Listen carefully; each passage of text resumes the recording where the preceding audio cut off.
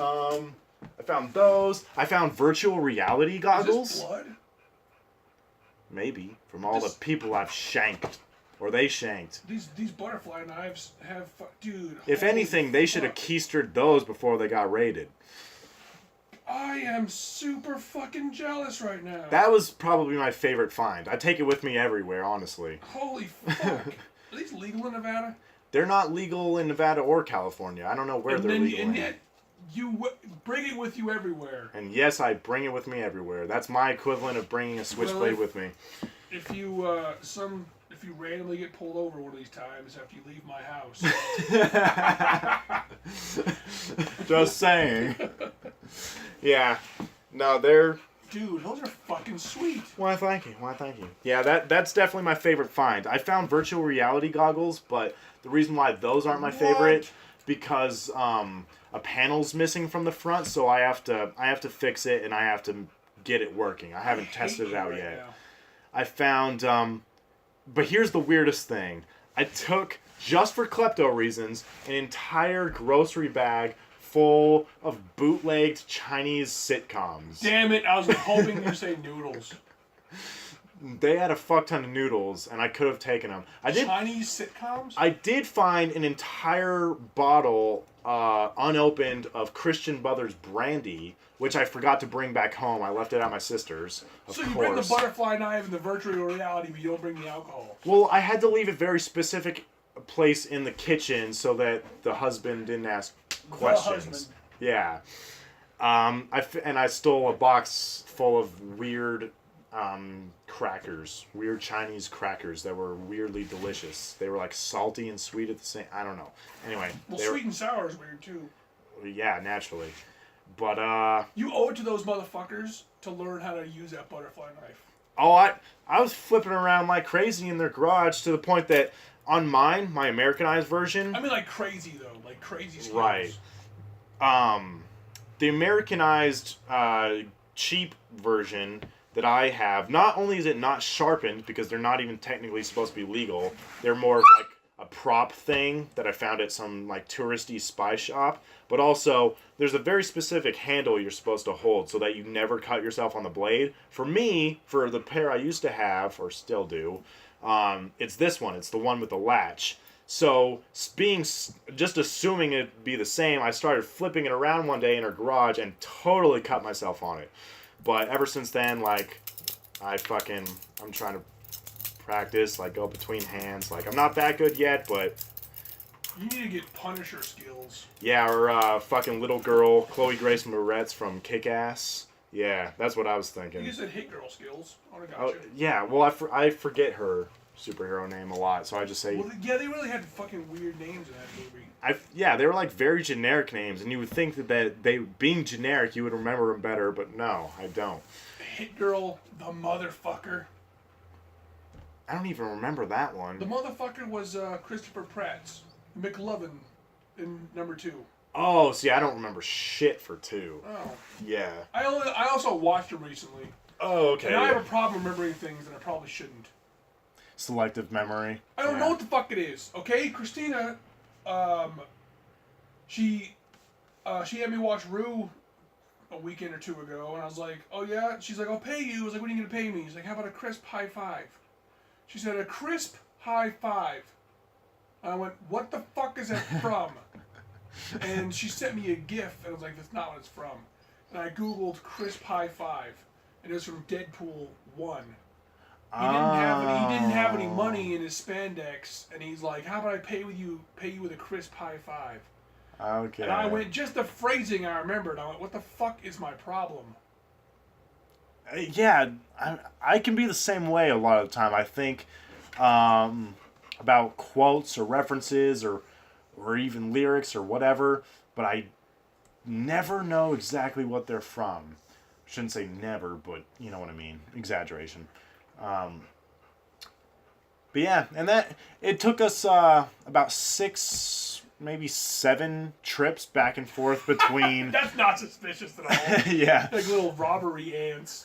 Yeah, well, we didn't do it all in one night. It was. I hope not. We did. We took a lot. We took everything we were initially intending to take all in night 1.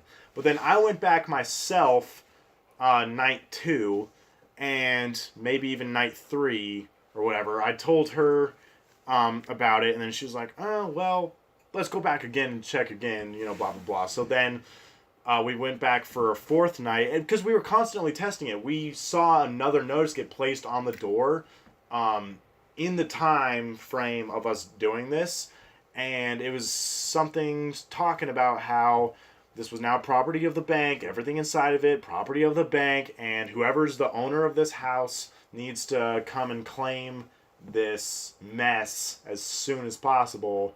And so we were just kind of waiting to see if they were going to reboard it up or if the owner was going to come, blah, blah, but they never came. So we would just, for every night that they didn't come, we would just go back there again. It's kind of funny how they put the notice on the door, but they don't, like, call anybody.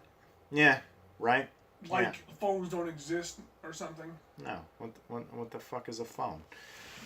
I wish. A man can dream. Well, not if you're trying to rob everything out of it. I took a phone only because... Was it a Chinese phone? I think it was. My only motive into taking this phone was out of pure curiosity of just like, I wonder if I can learn how to hack and get past the lock screen so I can find out what's on this phone and all of their contacts and maybe pictures and all that. Of nude Asian women? Of course. It was very clear that one of them was a woman. It was one man and one woman running this operation. Or, well, being the farmers of the operation. Who knows what head honcho over in China, what gender he is. Any one of the 27 different types of genders. That is fucking crazy, man. That was just a random number. I don't know how true that actually is. Oh, but... no. The fucking B&E, the fucking grow house shit is crazy. Oh, right. But, yeah, I mean, that's about it. There was one time, it was the very last trip that I was taking. She was at the garage kind of organizing things into her area to hide them and stuff. And I was the one going back and forth between the house and her garage, moving all the big stuff. Oh, we also got a bike. Anyway, I was carrying a bunch of stuff when a car started pulling around in the cul-de-sac, and I was just carrying all this stuff. I was just walking into the driveway in front of the house, because where the side gate is, of the house. Yeah, of the house. Okay. It's past the house itself. So, here's my sister's house, here's her neighbor, and then just beyond her neighbor's house, her immediate neighbor's house, was this house, and you have to walk past the entirety of the house to get to the side gate to the backyard. And it was through the screen door that we initially got into that, we were going through the screen door into the backyard and out through the side gate, past their driveway, past their front door, past the immediate neighbor's house, and into her garage. And I was making those trips back and forth, and I was making like one of my final trips when car pulled around.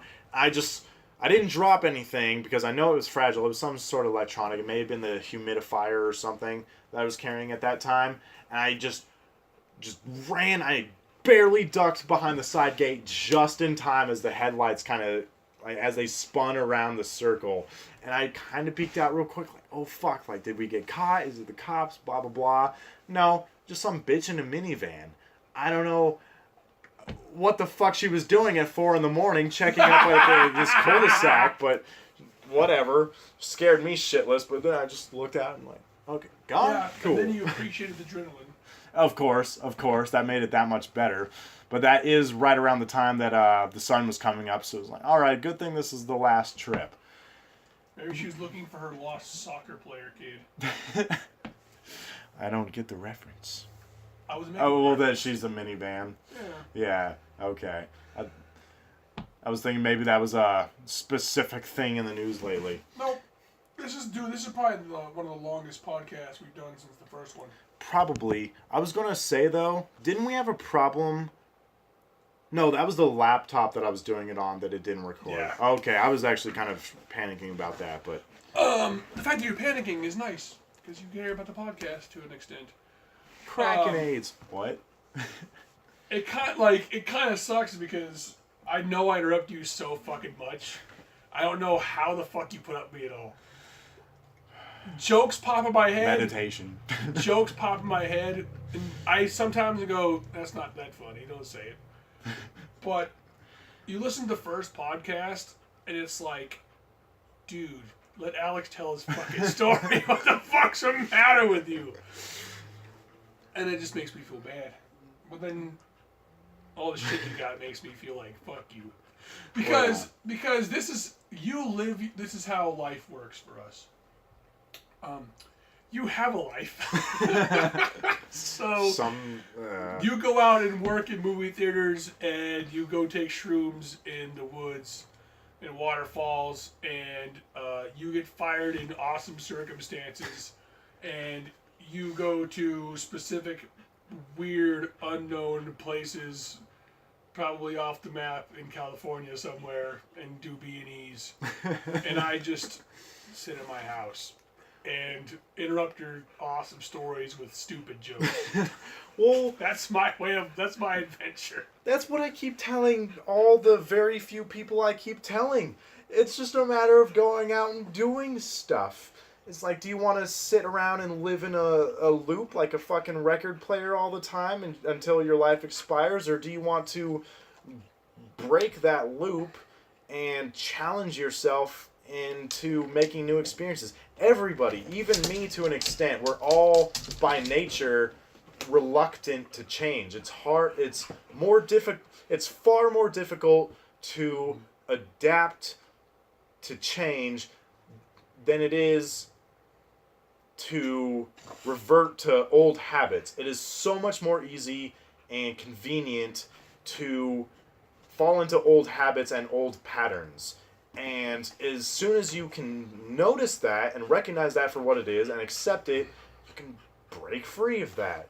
I don't break free as nearly as much as I would like to, but when I do get the chance, yeah, it's fucking amazing. And I'm telling myself, oh, I should do this all the time. Very next day, spent the entire day indoors fucking watching Netflix on a bright and sunshiny summer day.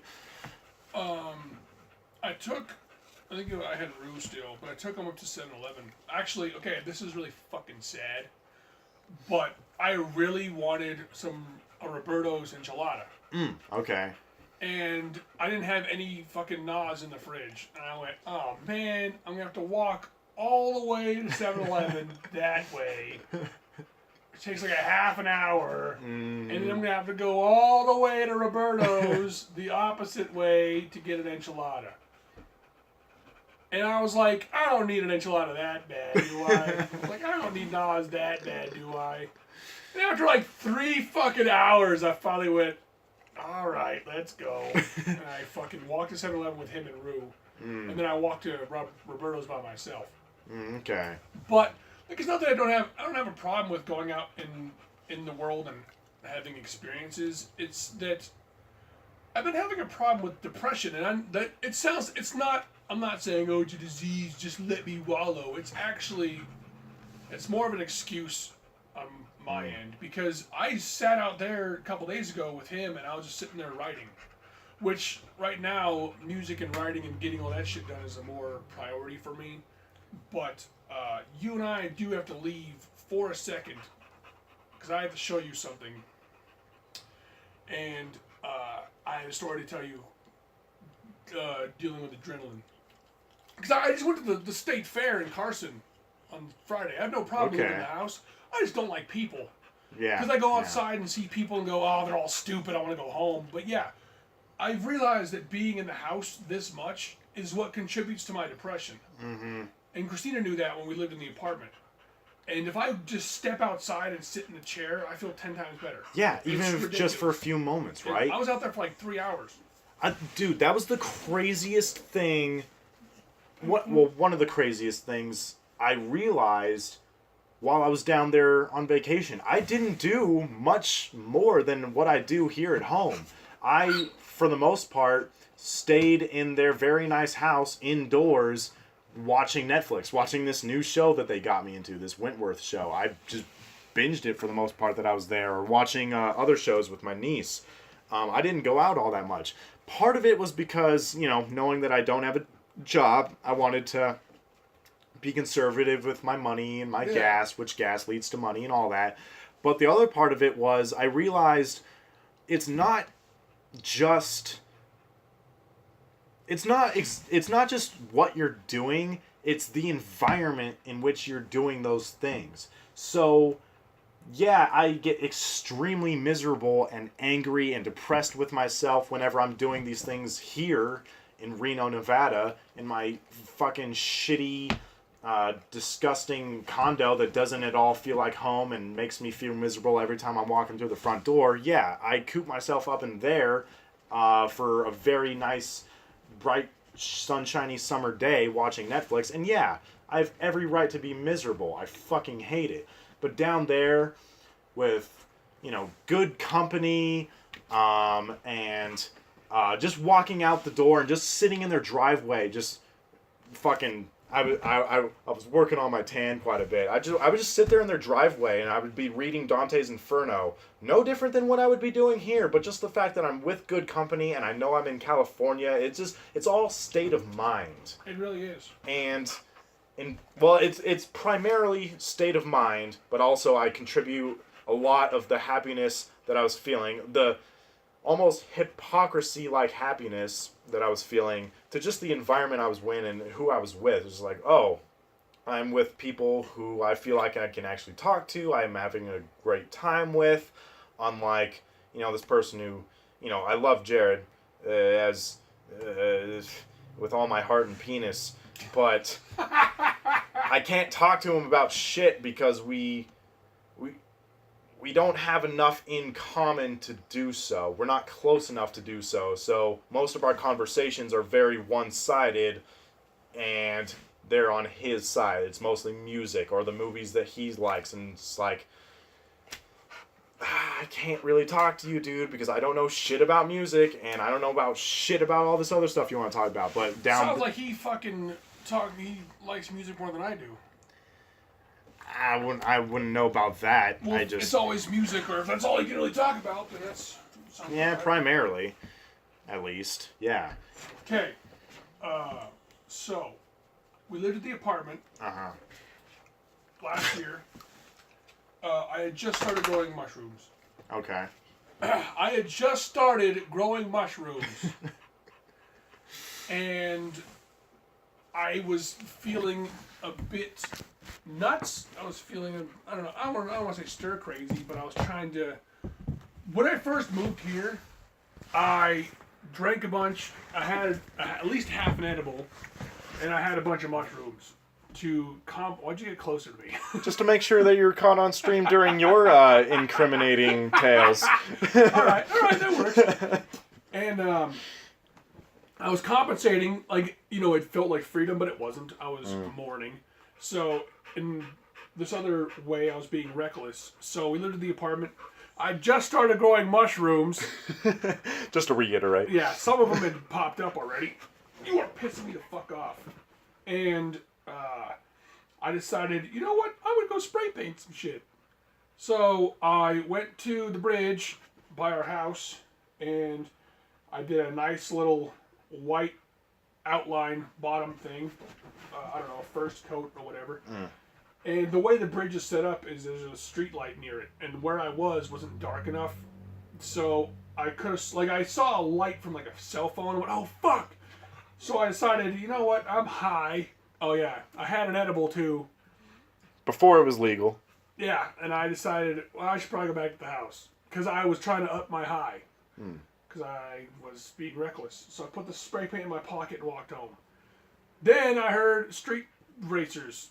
And street racers, as you may have known, I don't know if you knew this. I mean, they did go by the house. I know you know that. Yeah.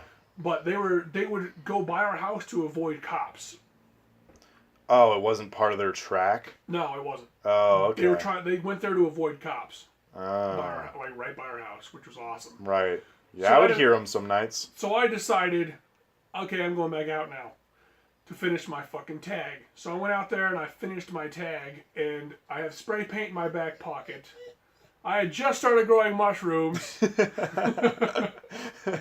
And I'm walking back to the house, and there's these fucking cars driving. They're race car looking cars, and they're driving super slow, and they turn a corner legally. They don't just fucking California roll through it. And a cop pulls up. Like, a cop is right behind him, and he's looking around looking for race cars. And he stops, and I'm standing on a corner with spray paint in my pocket. And he looks directly at me. And I'm pretty fucking high. And I have spray paint in my pocket. And I just got done tagging right by my house like an idiot.